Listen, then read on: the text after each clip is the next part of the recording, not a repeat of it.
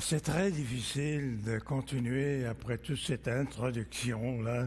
Et je risque de faire des gaffes là parce que ça va tellement smooth, tout le reste, mais c'est une vraie grande joie d'être parmi vous, les bien-aimés de Jésus.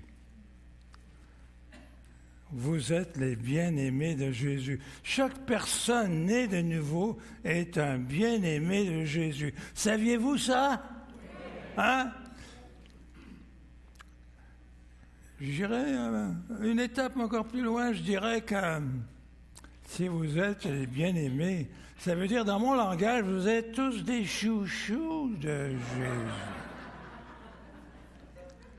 Et encore mieux que ça, il aime te chouchouter à part ça. J'avais au-delà de 40 ans. J'étais en visite chez mes parents. Et puis ma maman a dit quelque chose dans lequel il y avait une phrase « mon petit » pointant moi. Mon père était pas très loin, il entend ça et elle reprend ma mère, elle dit « Voyons donc, il n'est plus ton petit, il est ton grand, il a plus de 40 ans. » Devinez ce que maman a répondu. « Il sera toujours mon petit chou. » Et savez-vous quoi? C'était comme un petit velours. Hein? Après 40 ans, ma mère m'appelle encore son petit chou. Moi, ça me fait penser au Seigneur Jésus qui avait 33 ans. Et la veille de sa mort à la croix, il appelle ses gars, quelques-uns qui avaient presque 2 fois son âge, mes petits-enfants. Mes petits-enfants. Ça fait que mon frère, ma soeur, vous êtes dans les 90 là-bas, là? Il vous regarde et puis vous dit « mes petits-enfants ». N'est-ce pas magnifique? N'est-ce pas extraordinaire, hein? N'est-ce pas extraordinaire? En tout cas, moi, ça m'arrive même plusieurs fois, des fois dans la journée, plusieurs fois même dans la journée, lorsque j'ai quelque chose à dire au Seigneur, je lui dis, Seigneur Jésus, c'est Jacques, ton petit gars, qui vient vers toi. Et que j'aime dire ça au Seigneur Jésus. Je suis son petit gars. C'est un terme de quoi ça? De tendresse. De savoir à quel point le Seigneur nous chouchoute, nous aime, nous veut faire du bien. Et c'est merveilleux de le savoir et de vivre cela. Alors, comme je disais, c'est tout un privilège pour moi. Je pense que je suis venu 2 fois, pas dans cette structure, dans ce bâtiment-là, mais quand l'église à Trois-Rivières balbutiait encore. Probablement, je suis venu, je pense, à peu près 2 fois. Et depuis ce temps-là, c'est tout quelques années, ça. Et c'est à cause de Joël. Joël, on a eu une discussion, lui et moi, à la pastorale au mois de mai dernier, au mois d'avril dernier. Puis on discutait au sujet et puis on a tombé sur les gens plus âgés. Et puis il m'a dit, je pense que j'aimerais que vous puissiez venir et en parler un petit peu à notre église à Trois-Rivières. Et aujourd'hui, me voilà parmi vous. C'est une joie en effet.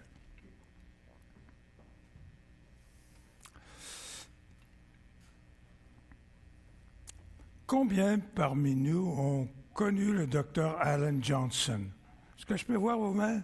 Vous avez été au camp des boulots pendant des années, dans les années 70, 80, 90.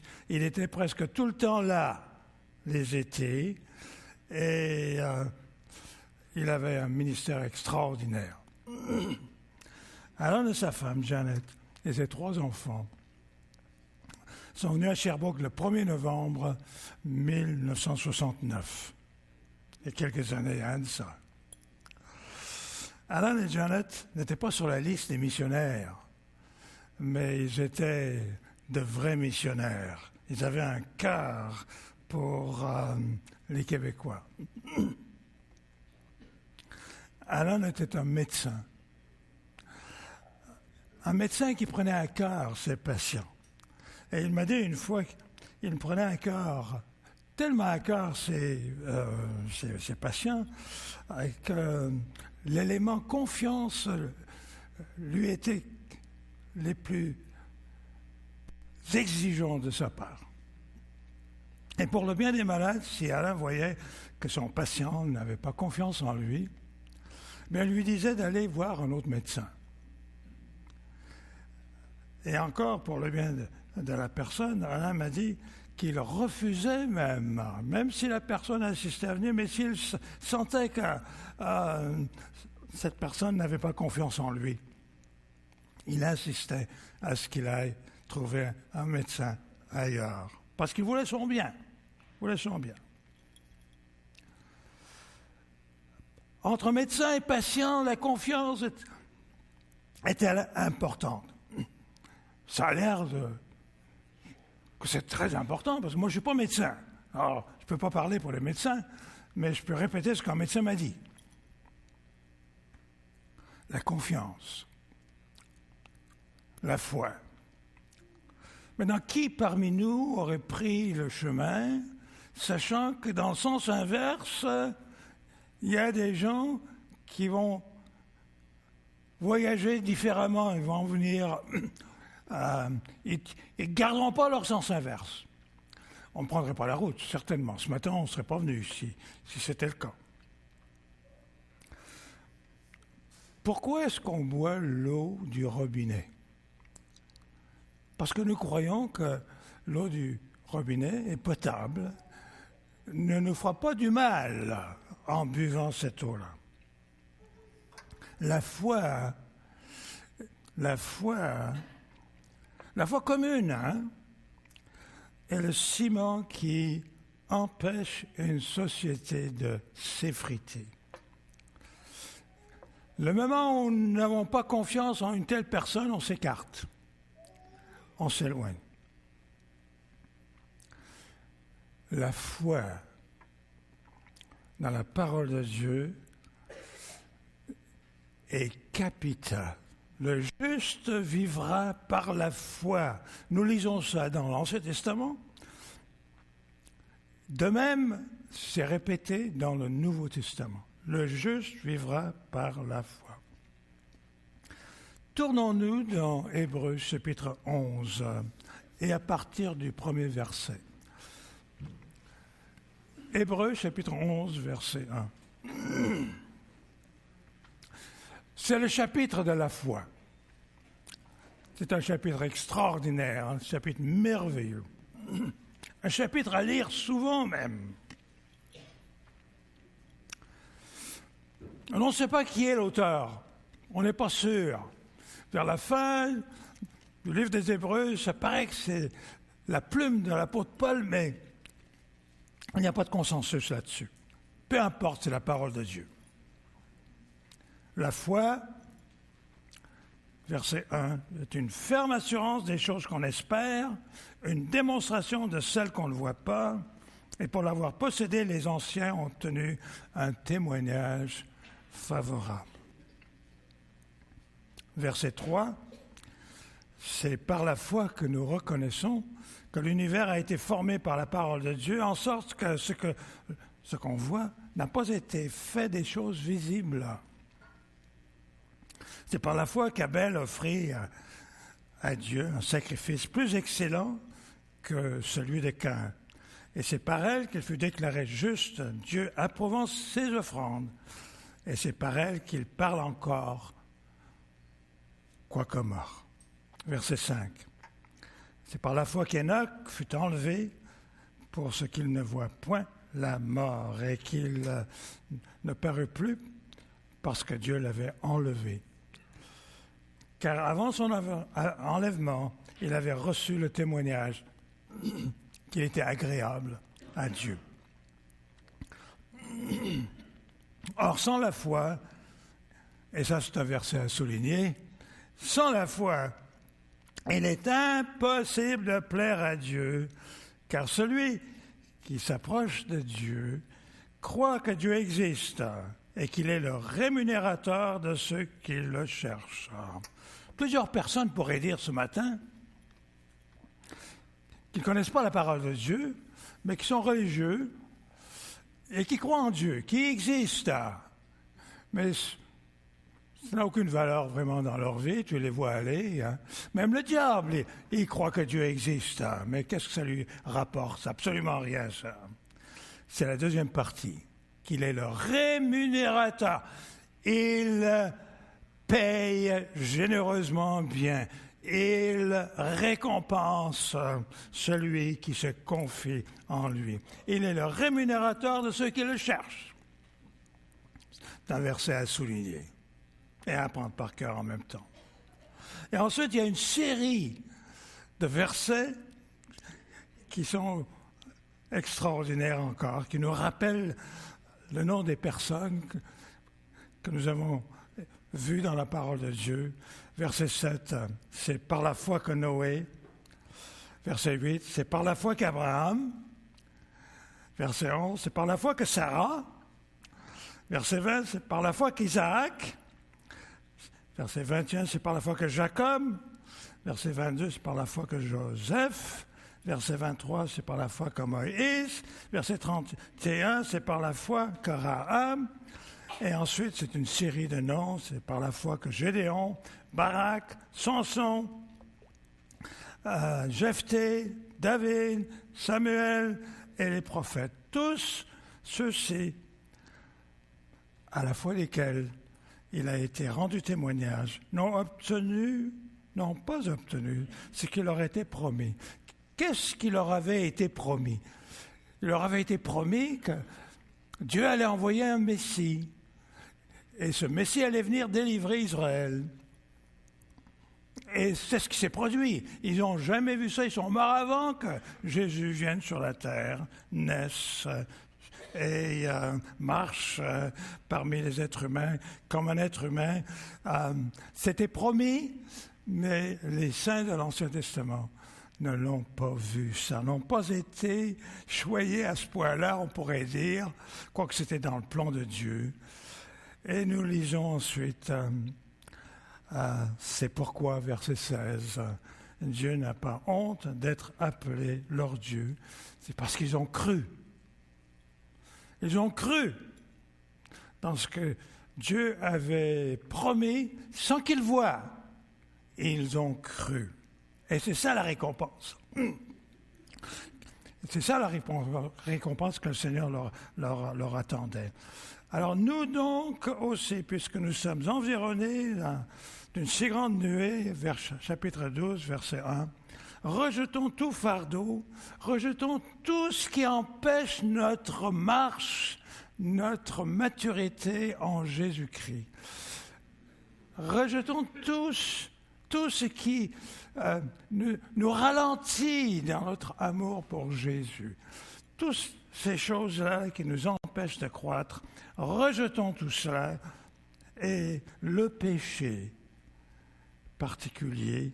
Et le péché particulier dans ce passage, c'est le résumé de tout le livre aux Hébreux, qui est l'incrédulité, le manque de foi. Le manque de foi. Le péché suprême, au fond, c'est ne pas croire en Dieu. C'est ne pas croire dans le Dieu de la Bible. Ça, c'est le péché capital. Si tu ne crois pas vraiment du fond de ton cœur en Jésus-Christ, il n'y a pas d'espoir pour toi. Alors, il dit de rejeter l'incrédulité, le péché qui est subtil et qui nous empêche de croire. Rejetez cela. Prions Dieu. Père du ciel,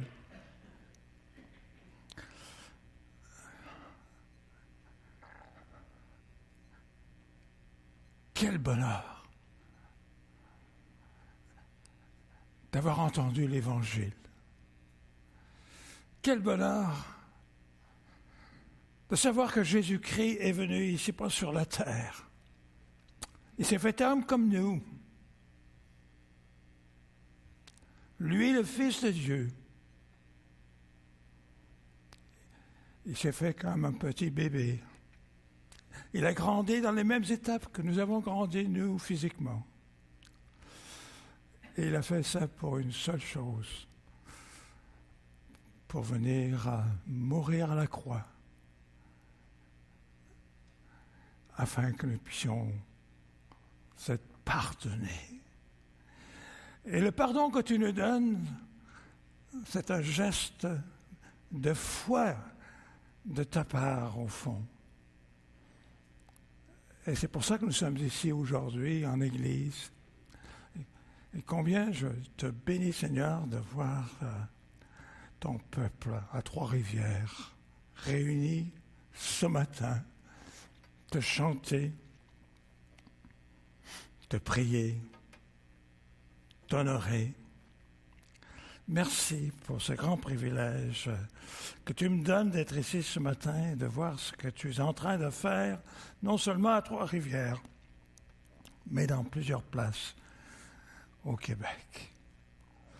Et Seigneur Jésus, ce matin, je te demande que tu puisses vraiment nourrir ton peuple là, augmenter leur foi à ta gloire. Au nom de Jésus. Amen. Amen. Hébreux chapitre 11, verset 1, Bible français courant. Je le lis ici. Mettre sa foi en Dieu, c'est d'être sûr de ce que l'on espère et c'est être convaincu de la réalité de ce que l'on ne voit pas. Par exemple, tu vas auprès du Seigneur, le Seigneur nous dit de prier, demandez et vous recevrez.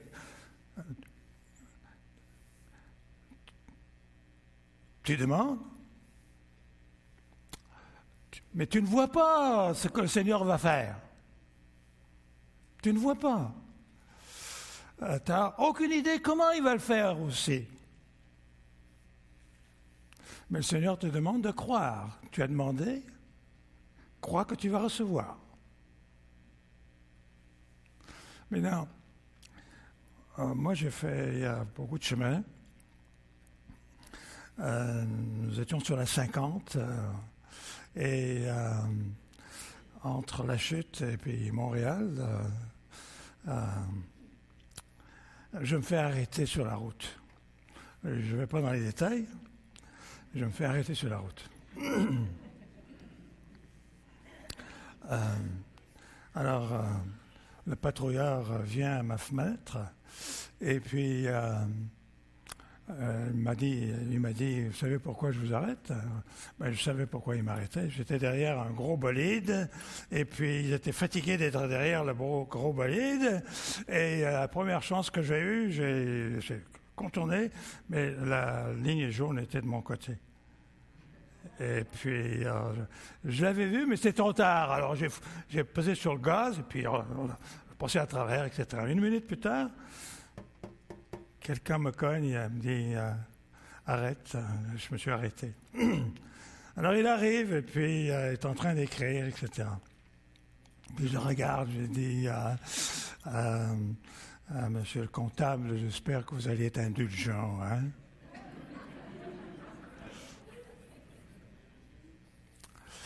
Il me dit rien. Continue à écrire. Je le regarde encore une fois et je lui dis, Monsieur le comptable, vous allez être indulgent, hein? Continue à rire. Qu'est-ce que je faisais là? Un être humain, et dans le sens, moi j'avais fait une infraction. Je ne méritais pas grand-chose excepté cette feuille-là d'amende. Et peut-être quelques points, hein? Savez-vous ce qui s'est produit? Je lui ai demandé, je ne savais pas comment les choses allaient se terminer. Il est retourné dans sa voiture, et puis il ne revenait pas me voir. Alors j'attendais. Et finalement, il m'a dit, allez, file. Il m'a pardonné. Imaginez-vous, il a répondu à ma prière. Ouais. Je ne savais pas qu'il allait répondre de cette façon-là à ma prière. Peut-être diminuer un peu l'amende, là, et puis le pointage. Mais ça fait que même auprès des êtres humains, on demande, qu'est-ce qu'on espère qu'ils vont répondre, qu'ils vont bien répondre, etc. Et à plus forte raison, notre grand Dieu, hein, il nous a dit de demander. Et puis, quoi? Vous recevrez. Mais on ne sait pas comment il va nous accorder, comment il va répondre. On ne sait pas. Et il nous demande, continue à croire en moi. Continue à te confier à moi. Bien-aimé, à quoi rêves-tu? À quoi rêves-tu? Qu'est-ce que tu demandes au Seigneur? Quelles sont tes requêtes les plus courantes? Quelles sont tes rêveries?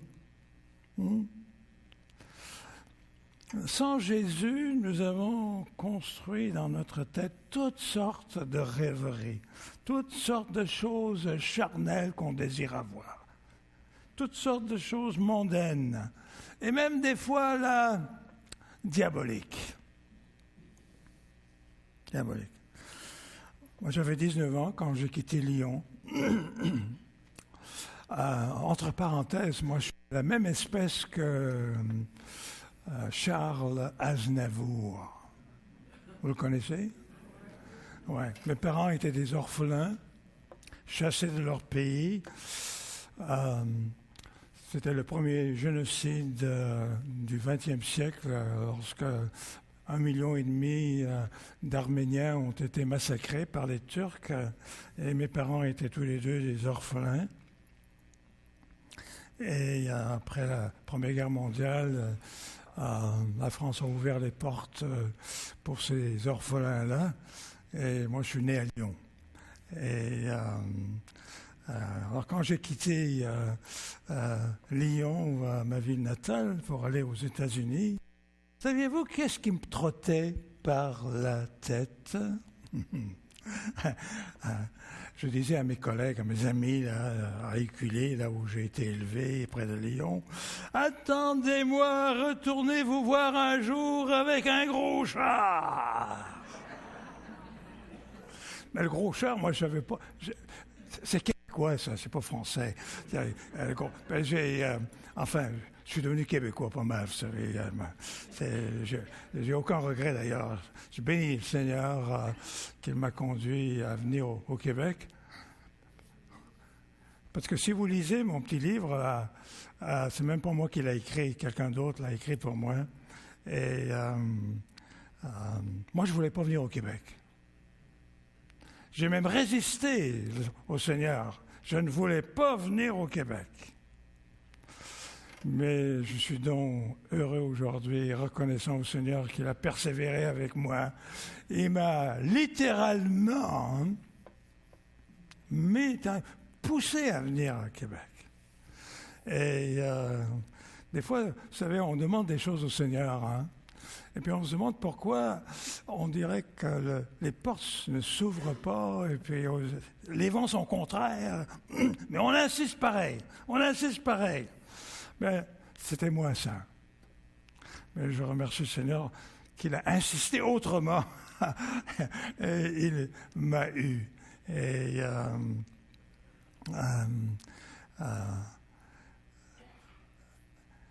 je suis venu aux États-Unis. Je suis allé là-bas. Pour quelle raison pensez-vous? Pour faire de l'argent. Pour être quelqu'un. Un jeune homme de 19 ans. Je bénis Dieu, hein, que depuis qu'à l'âge de 21 ans, le Seigneur m'a sauvé. L'année suivante, il m'a appelé à l'œuvre missionnaire. combien je le bénis pour cela. Imaginez-vous si j'avais vraiment insisté, puis le Seigneur m'avait dit, « OK, tu veux faire à ta tête? Fais-le à ta tête. » Je ne serais pas ici aujourd'hui, je serais mort aujourd'hui, je suis persuadé. Parce que la vie que je commençais à mener me conduisait à la perdition, pas à la vie éternelle. Mais Dieu, dans sa sagesse, dans sa bonté, il m'a pris par mon collet, puis me voilà ici. Là. Je bénis Dieu, hein, je ne savais pas comment, je suis reconnaissant au Seigneur.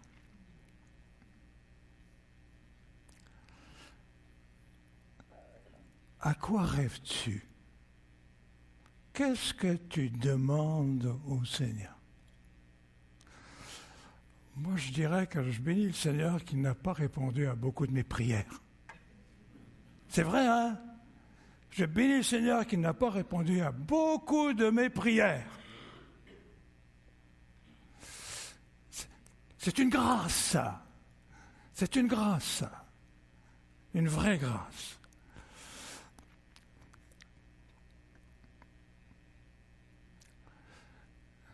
L'évangile de la prospérité veut nous faire croire le mensonge que Jésus a promis que nous serions épargnés de la maladie et que nous devrions être riches. C'est un mensonge, ça. C'est un mensonge. Par exemple, le Seigneur m'a donné une santé exceptionnelle.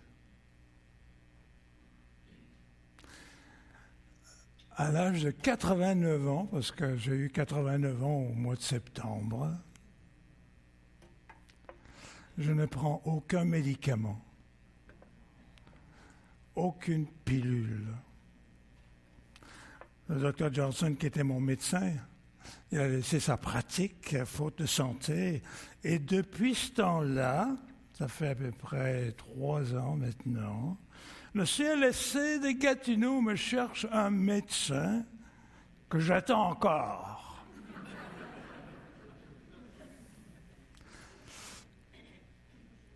Mon épouse n'a pas la santé que j'ai, moi. Elle a connu plusieurs chirurgies. Elle prend 4 pilules par jour. Elle a reçu un genou tout neuf, mais avec quelle douleur! Et ensuite, son genou droit est comme jaloux du genou gauche. Il veut aussi s'échanger, là. Mais en tout cas, j'ai dit à ma belle Loretta, j'ai dit, c'est ton choix. Moi, je ne veux pas me mêler là-dedans. Je t'ai vu souffrir une fois, je n'ai pas envie de te voir souffrir. Mais courageuse comme elle a choisi, et Dieu voulant, au mois de janvier, elle va avoir une chirurgie à son genou droit. Mon épouse, entre les années 2008 et 2011, a subi 4 AVC et elle a failli mourir, failli être paralysée. Tout ça, moi, j'ai une santé à revendre.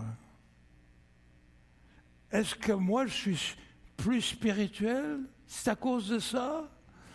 Et que mon épouse Loretta est moins spirituelle parce qu'elle a passé plusieurs jours à l'hôpital, chez les médecins et tout ça, là. Et absolument pas. Absolument pas. Mais je dirais même au contraire. Au contraire. D'habitude, ce que je m'aperçois, c'est que ceux qui souffrent font la leçon à ceux qui sont en bonne santé. Vous savez pourquoi? C'est par leur attitude, la façon dont ils prennent leur maladie, leur épreuve avec le Seigneur Jésus. Ils nous rendent un témoignage à nous faire honte. Et tous les héros de la foi ont souffert, ont été maltraités, méprisés, moqués. En Amérique du Nord, On ne craint pas la persécution. On ne craint pas le fouet. On ne craint pas être enchaîné ou jeté en prison. Parce que nous sommes des enfants de Dieu, nous croyons en Jésus-Christ, nous n'avons pas honte de dire que Jésus-Christ est le Fils de Dieu. Mais j'ai une petite nouvelle à vous raconter là. Mais la persécution est en route, même pour nous ici au Québec, au Canada, en Amérique du Nord, dans les pays occidentaux. La persécution fait son pas tranquillement. Moi, je croyais que je ne verrais pas la persécution au Québec, au Canada. Ce serait plutôt mes enfants, mes petits-enfants. Mais je remarque que la persécution frappe nos portes. Et je ne suis pas un pessimiste, moi. Je suis un homme confiant. Mais je remarque ce qui se produit autour de nous, à quel point la société tourne son dos à Dieu, même le maudit. Le jugement de Dieu n'est pas loin sur notre civilisation. Et je vous répète encore une fois, celui que vous regardez n'est pas un pessimiste, au contraire, je crois en Dieu. Mais je sais aussi que de la manière dont notre société s'en va à sa ruine. Et quand la famille éclate, tout va s'éclater tout à l'heure. Garantie, croyez-moi. Et ce n'est pas un homme pessimiste qui le dit. Tous les héros de la foi ont souffert. Tous les héros de la foi. Et même, je dirais que mon épouse, par exemple, était la fille unique dans sa famille. Ses parents étaient des protestants, mais des protestants de nom. Ils ne connaissaient pas l'Évangile. Ils allaient à une église qui même a prêché à un moment donné l'Évangile, mais on dirait que ça n'aura rien apporté. Et à un moment donné, un jour, Loretta a assisté dans une église évangélique, elle a entendu l'Évangile, s'est avancée pour recevoir Jésus-Christ dans sa vie. Et lorsqu'elle a annoncé cette nouvelle à ses parents se sont attristés. Et puis, quelque temps plus tard, elle leur a annoncé que le Seigneur voulait qu'elle aille à un collège biblique. Elle voulait servir au Seigneur Jésus. Alors imaginez-vous la tristesse dans le cœur de ses parents. Ils se sentaient rejetés littéralement de leur fille. Et étant donné qu'elle était la fille unique, la douleur a dû être encore plus grande. Vous pouvez être sûr. Satan voulait que Loretta se sente coupable d'abandonner ses parents. Mais Dieu a été fidèle. Mes beaux-parents n'ont manqué de rien. Notre Dieu est riche en récompenses. Moi, je viens d'une famille chrétienne, imaginez-vous. Évangélique à part ça. Mon père, quelque temps après son salut, il commençait à prêcher. Il a même été une année à l'Institut biblique Nogent à Paris. Et il voulait être un missionnaire. Mais il n'a pas été retenu, etc. En tout cas. Mais chez nous, même si la Bible était lue et aimée, et enseignée, etc., mon héritage spirituel vient de mon père. Et pourtant, qu'est-ce que j'entendais à la maison? C'était de devenir riche. De devenir riche.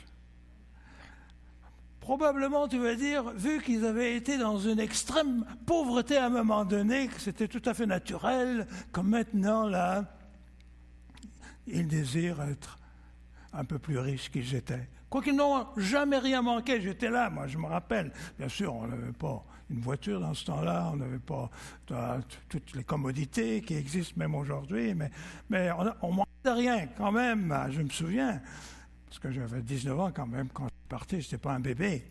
Hein.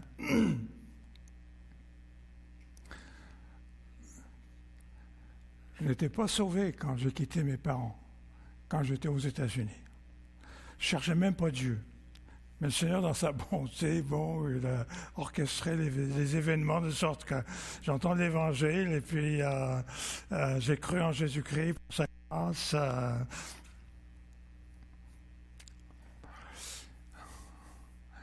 Et lorsque le Seigneur m'a sauvé, j'avais la joie d'écrire à mes parents que j'étais maintenant un enfant de Dieu, j'avais compris l'Évangile, etc. Alors, mes parents étaient fous de joie. Fous de joie. 1 an plus tard, Dieu m'appelle à le servir comme missionnaire. Alors, tout joyeux, je leur écris que le Seigneur me demande de devenir missionnaire. Et je m'apprêtais à me préparer pour ça. J'ai reçu une de ces lettres salées. Ah, salées! Vous savez, ça m'a fait pleurer. Tellement la lettre était dure et sans pitié. Puis mon père savait écrire. Il avait une bonne écriture. Et là encore, j'ai pleuré devant sa lettre. Mais pourtant, Dieu a été fidèle envers eux. Il ne manquait de rien. Et encore là, je dis, notre Dieu est un Dieu qui sait récompenser. Maintenant, la foi est une ferme assurance des choses qu'on espère. Est une démonstration de celles qu'on ne voit pas. Et la foi, c'est d'être convaincu de la réalité de ce qu'on ne voit pas. Tu ne sais pas quoi demander des fois. Et tu demandes, tu ne sais pas si tu vas le voir, mais si c'est quelque chose qui honore le Seigneur, alors c'est autre chose, c'est différent. Alors tu peux demander avec insistance, avec foi, et croire que le Seigneur va te l'accorder.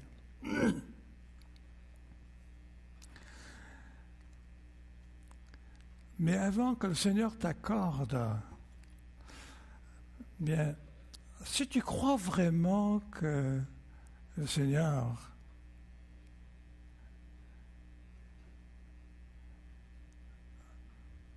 veut que tu fasses quelque chose et tu ne lui obéis pas, eh bien,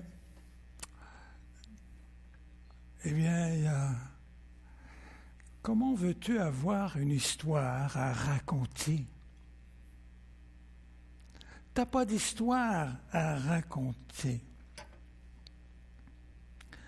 Abraham crut, c'est ce que nous lisons dans ce merveilleux passage. Et il obéit. Il partit dans un lieu, dans un pays qu'il ne savait pas. C'est comme si quelqu'un me dit va à un endroit, et puis il y a un trésor là-bas, là, je te montrerai, là, mais commence à bouger, commence à partir, là. Et bon, ça dépend qui me dit ça, hein? Ça dépend si c'est un robineux qui me dit ça, bon, je dirais, bon, ça vaut pas cher son affaire. Mais si c'est quelqu'un de bien qui vient, qui me dit une affaire semblable, eh bien, il y a, entre le trésor que je vais recevoir et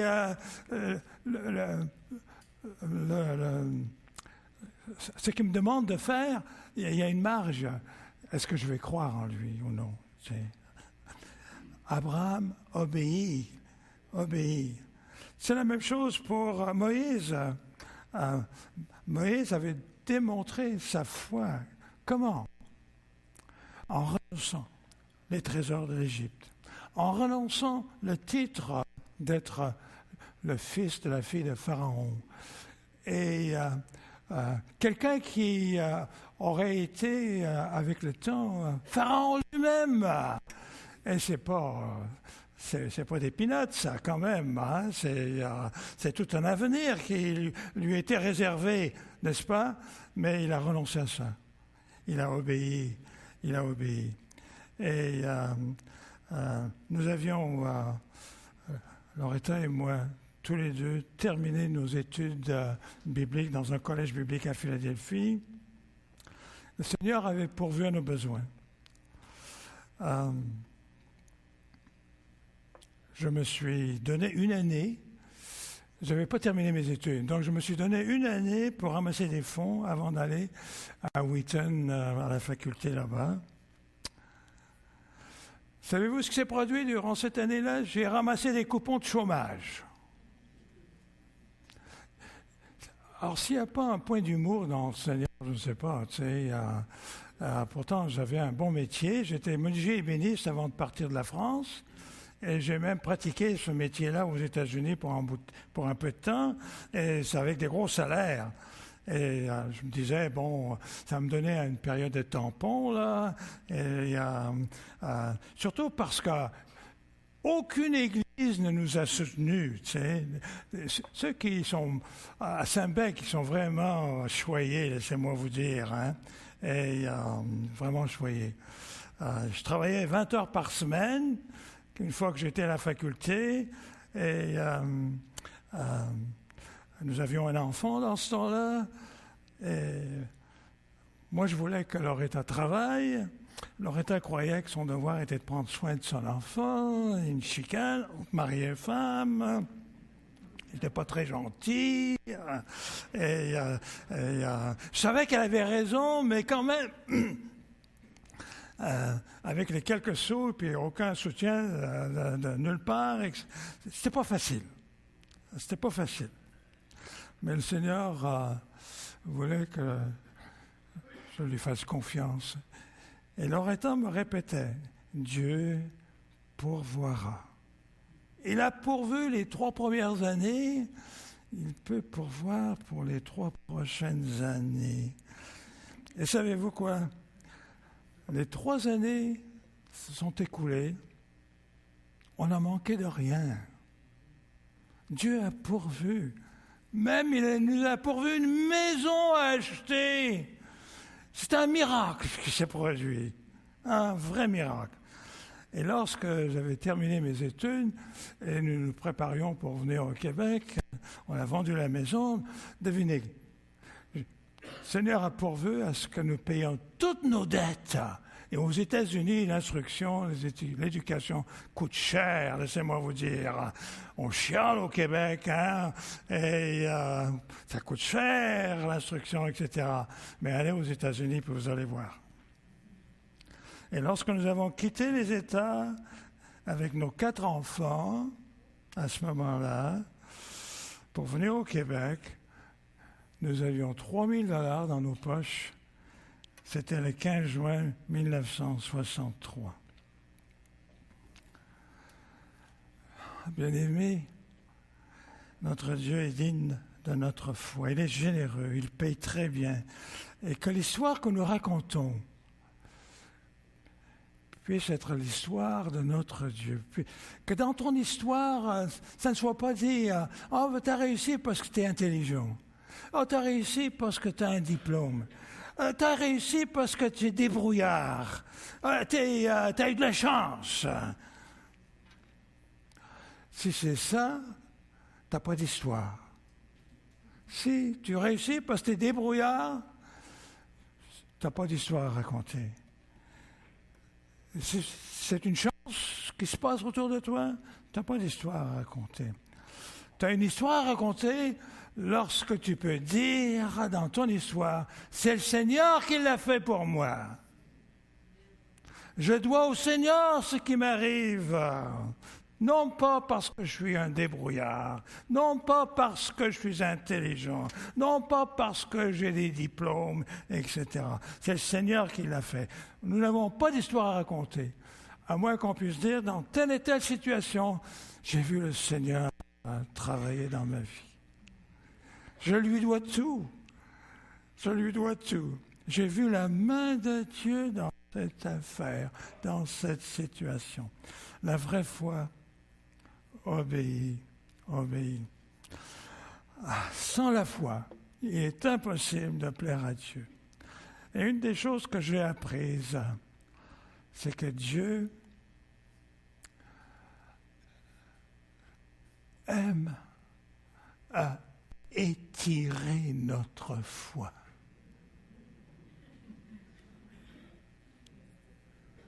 Tu penses qu'une fois, là, tu avais vraiment confiance en lui, tu as cru en lui, il t'a béni pour cette fois-là, là. Maintenant, tu sais tout, là. Ah, la vie va aller sur des roulettes maintenant, tu sais. Oh, le Seigneur va étirer ta foi. Et pour ceux qui ont une famille, là, qui ont eu des enfants, il utilise souvent nos enfants pour étirer notre foi. En tout cas, ça a été notre expérience. En tant que pasteur, il utilise les membres de l'Église aussi, des fois, pour étirer notre foi. Et puis, il est comme ça, lui. Il veut que notre foi grandisse continuellement, jusqu'à parce qu'à une situation quelconque, tu as vu la main de Dieu, ça ne se termine pas là. Il y a d'autres chemins à faire. Il y a d'autres terrains à occuper. Il y a d'autres choses à vivre encore, de meilleures encore. Moi, je prends un de nos enfants. C'est nous en avons 6. 3 garçons, 3 filles. Notre aînée, Loïs, après son secondaire, elle a été au même collège biblique à Philadelphie que nous avions été, mon épouse et moi. 3 ans d'école biblique. Après 3 ans d'école biblique, tu commences à flotter, hein? Tu commences à flotter, là. Tu es spirituel, là. Hein? Tu sais, tu as tellement de choses, là, tu sais. Hein? Tu commences à flotter, tu fais la leçon aux autres, tu regardes ta tour d'ivoire, et puis là, oh, ils sont ignorants.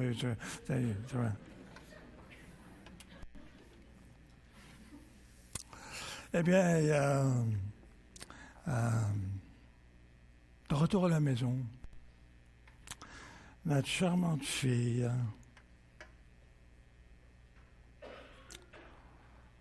n'était plus pareille.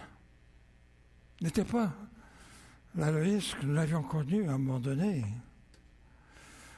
Et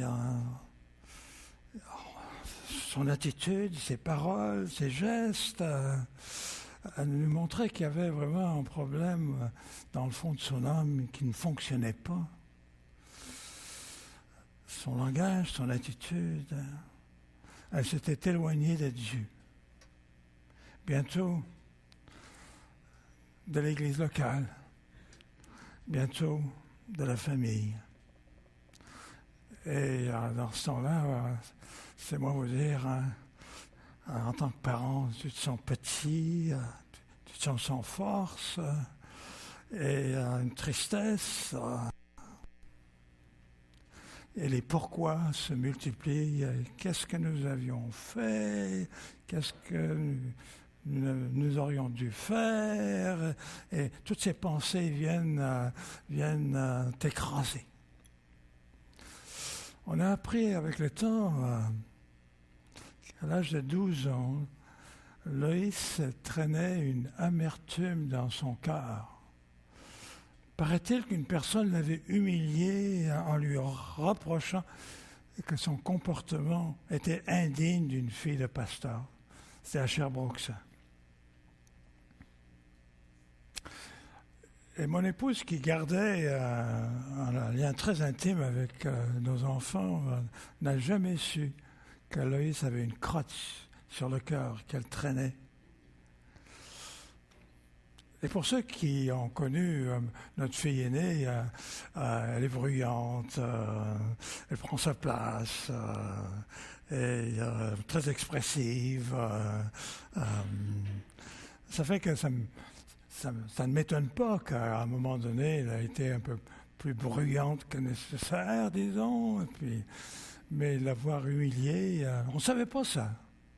On ne savait pas ça. On l'a su bien plus tard. Bien plus tard. Une fois même, elle m'a dit, et je me souviendrai ça de toujours, elle m'a dit, papa, je ne suis pas sûr que tu m'aimerais si je faisais quelque chose de grave. Ah, je me suis senti poignardé, hein. Poignardé, littéralement. Et je ne savais pas comment lui répondre. Le cœur peiné, je lui ai dit, quand est-ce que je t'ai menti? Peux-tu dire que je t'ai menti même une fois ou deux fois ou trois fois? Tu me connais là, combien de fois je t'ai menti? Vous ne pouvez pas me dire.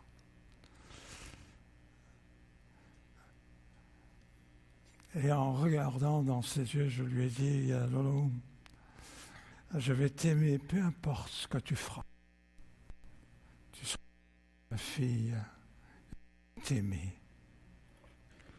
Je vais t'aimer. Une bonne journée. Je me suis arrangé pour la conduire au travail. Et parce que nous étions un peu tôt à son emploi, la conversation tomba sur son état d'âme. Loïs a toujours été une personne à cœur ouvert. Elle m'a avoué qu'elle n'était pas heureuse dans la vie où elle menait. Alors je me suis encouragé à l'encourager, à se tourner vers Jésus et à lui donner sa vie, à croire en lui. Quelle était sa réponse, pensez-vous? Elle m'a dit, papa, j'ai peur de Dieu. Je ne peux pas me confier en lui. J'ai peur de Dieu. Elle m'a répété ça plusieurs fois. Et au fond, ce qu'elle me disait, qu'elle voulait rester dans le monde, avec les plaisirs du monde dans lesquels elle se trouvait. Qu'est-ce que j'allais faire? La sermonner?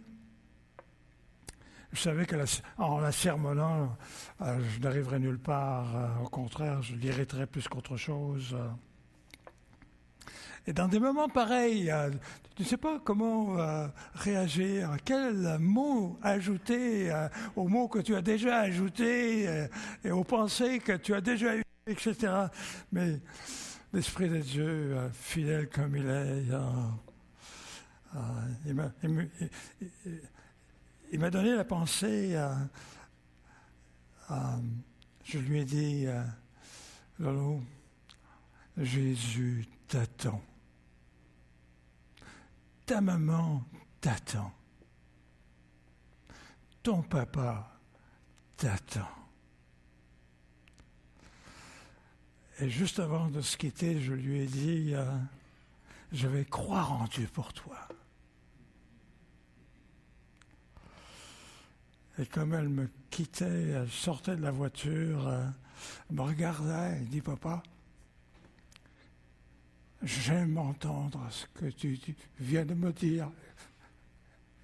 Ça vient me chercher encore aujourd'hui, juste à y penser. J'aime, papa, ce que tu viens de me dire. Quel clin d'œil de la part de mon Dieu. Quel clin d'œil de la part de mon Dieu. Le temps a passé. Les années sont écoulées. C'est long des fois d'attendre. C'est donc difficile d'attendre. Le téléphone sonne, bonjour. Loïs nous annonce qu'elle désire venir faire un tour à Montréal chez nous. Parce que nous habitions à Montréal dans ce temps-là, avec Sembec. Alors, on ne savait pas quoi nous attendre. On était contents dans un sens, mais de l'autre côté, qu'est-ce qu'elle va nous dire? Qu'est-ce qu'elle va nous dire? C'est comme si on sentait qu'on allait être poignardé encore une fois. Mais elle est venue.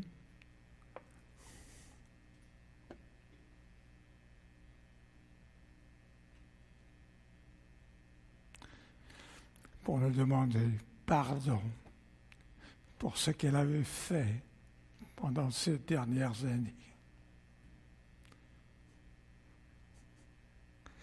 Et nous étions tous les trois en larmes, en se serrant les uns les autres. Un vrai miracle. Un vrai miracle. Plus tard, elle nous a raconté que dans ses pires moments, Dieu l'avait entouré de plusieurs copines non chrétiennes. Il faut le faire, hein? C'est seulement Dieu qui peut faire des choses semblables. Des femmes qui avaient des valeurs non chrétiennes et qui l'ont entourée de sorte qu'elle ne sombre pas dans le trou ou des trous irréparables. Il a fallu 17 ans avant que notre fille se repente et suive Jésus.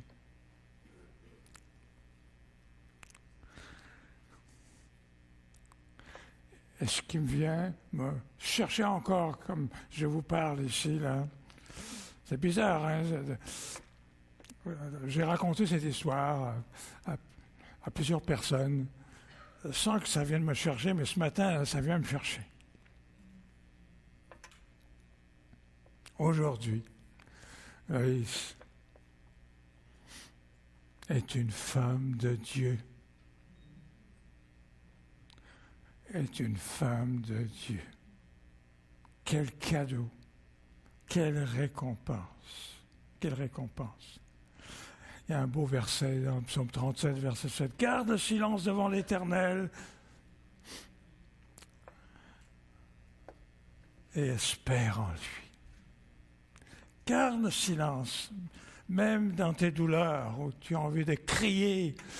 Il n'y a rien de mal des fois de crier dans nos douleurs. Mais en criant, qu'est-ce qu'on gagne? Garde le silence devant l'Éternel, parce que lorsque tu gagnes le silence devant l'Éternel, ça veut dire que tu crois en lui. Tu crois en lui.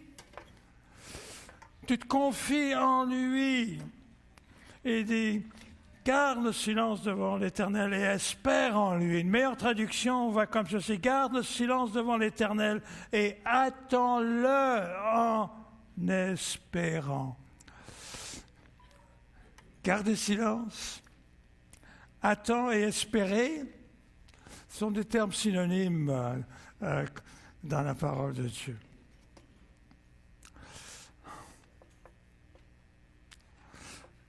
Je vois qu'il y a parmi nous plusieurs personnes choisies ce matin.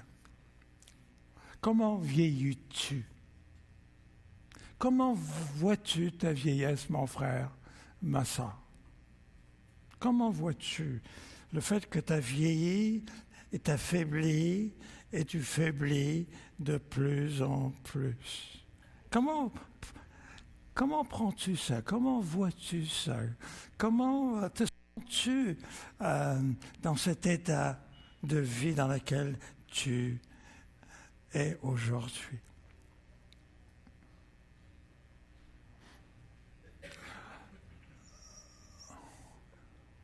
C'est ma question, hein? Eh bien, moi, j'ose vous dire que pour une personne née de Dieu, vieillir, c'est merveilleux. C'est merveilleux. Puis vous, les plus jeunes, là, vous regardez les plus vieux, là, et vous vous dites, oh, je voudrais jamais être comme ça, moi, un jour. Moi, je te souhaite de vieillir. Ben oui, je te souhaite de vieillir, d'être comme les plus vieux, là. Parce que c'est merveilleux, vieillir. Même avec nos douleurs.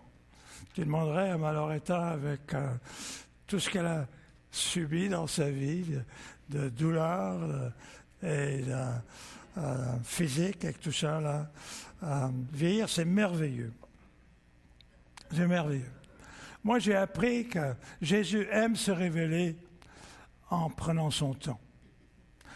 Et la seule façon qu'il va se révéler encore davantage, en me permettant de vieillir. Voilà. Voilà.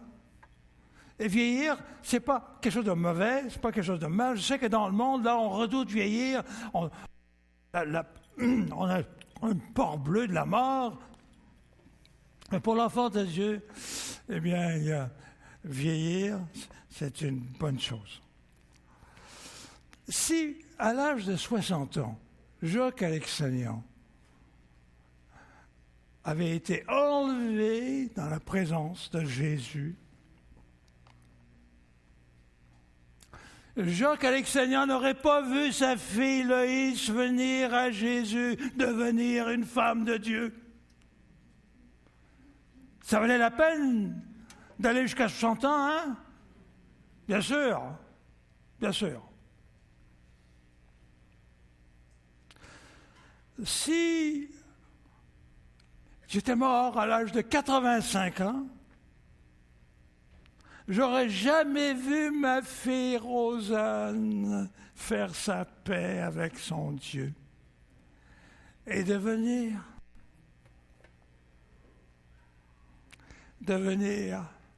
une femme de Dieu. Des fois, le Seigneur sait comment accélérer les choses. Je n'aurais jamais pensé à ça. Je priais pour ça. J'espérais à ça, mais je ne le voyais pas venir. Je ne le voyais pas venir. Combien je bénis Dieu qui m'a donné ce privilège de voir ma fille Rosanne faire sa paix avec Dieu, devenir une femme de Dieu, servir maintenant dans son église locale comme elle n'a jamais fait dans sa vie. Quel bonheur, quelle récompense, quelle grâce, hein?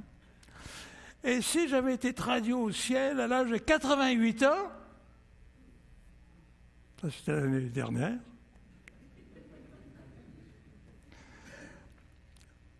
je n'aurais jamais été au 50e anniversaire du mariage de ma petite sœur, Rachel. Et voir la grande famille alexanienne célébrer Jésus. Nous étions à peu près une quarantaine, réunis ensemble. Belle fête. Plus de 80% de tous ceux qui étaient là étaient des enfants de Dieu. Oh boy. Oh boy. Mon frère, ma sœur, sois le terreau de la grâce de Dieu au sein de ta famille.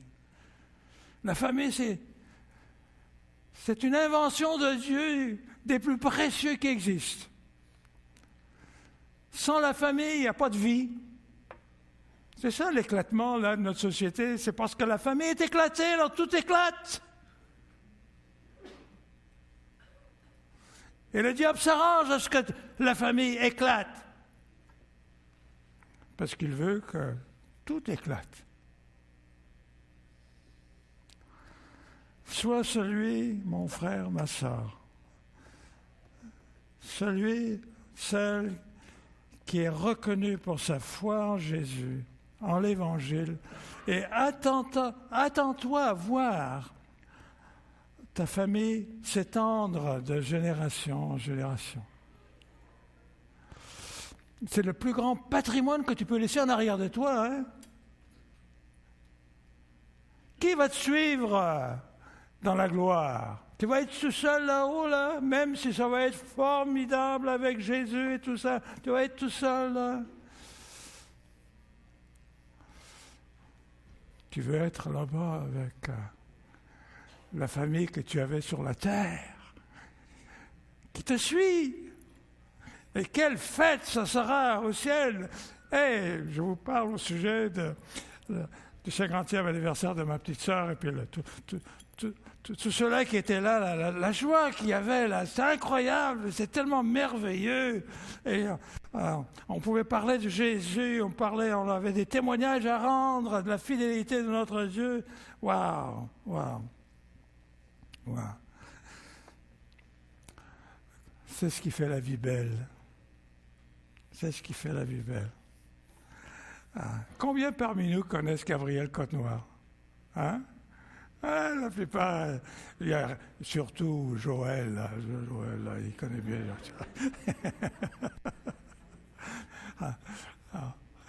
Gabriel et Nita ont été vraiment des héros de la foi.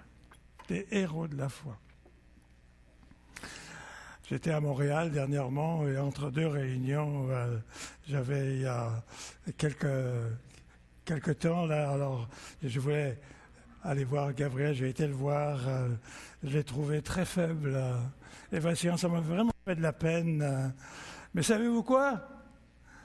Même à l'âge de 85 ans, je pense qu'il a 85, hein? 83, bon, 83 ans. Il veut continuer à vivre. Il n'est pas prêt à mourir. Pourtant, il est faible comme tout, vacillant, etc. Là. Il y a un terme vraiment extraordinaire dans l'Ancien Testament. C'est le mot rassasié. Rassasié. On n'utilise pas ce terme-là. Le terme rassasié, c'est lorsque tu es devant un repas copieux, là, et puis que tu peux manger comme tu veux, tant que tu veux, etc. Et puis à un moment donné, là, ça rentre plus, là. Ça rentre plus, là. Et au Québec, on dit on est full. Et même si tu en voudrais, t'es full. Ça prend plus, quoi. Ton corps ne prend plus. Et avant que tu veux devenir malade, tu sais. Abraham mourut après une longue et heureuse vieillesse, âgé et rassasié de jours. Abraham eut une vieillesse heureuse et longue, rassasiée. C'est comme ça que tu veux terminer ta vie. Tu veux terminer ta vie rassasié. Que tu puisses dire au Seigneur, merci Seigneur pour la vie que tu m'as donnée. Merci que tu as été avec moi. Tu m'as appris à marcher par la foi. Et je suis rassasié. Rassasié. En tout cas, le bonhomme que vous voyez devant vous, là, ça fait un bout de temps que je dis au Seigneur, Seigneur, moi je suis rassasié, là, je suis prêt à monter, mais savez-vous quoi? Je ne suis pas prêt à mourir. Quelle sorte d'affaire c'est ça, là? Hein? Tu vas aller au ciel et puis tu n'es pas prêt à mourir. Tu sais? Mais on sait que le jour viendra. Le jour viendra. Mais entre-temps, la vie est belle. La vie est belle. Et vivons de sorte que non seulement toi tu sais, Dieu sait, mais que ceux qui t'entourent savent que la vie est belle. La vie est belle. Et le Seigneur veut que ta vie soit rassasiante. Amen. Amen. Doublement amen. Infiniment amen. Père du ciel, merci pour Jésus.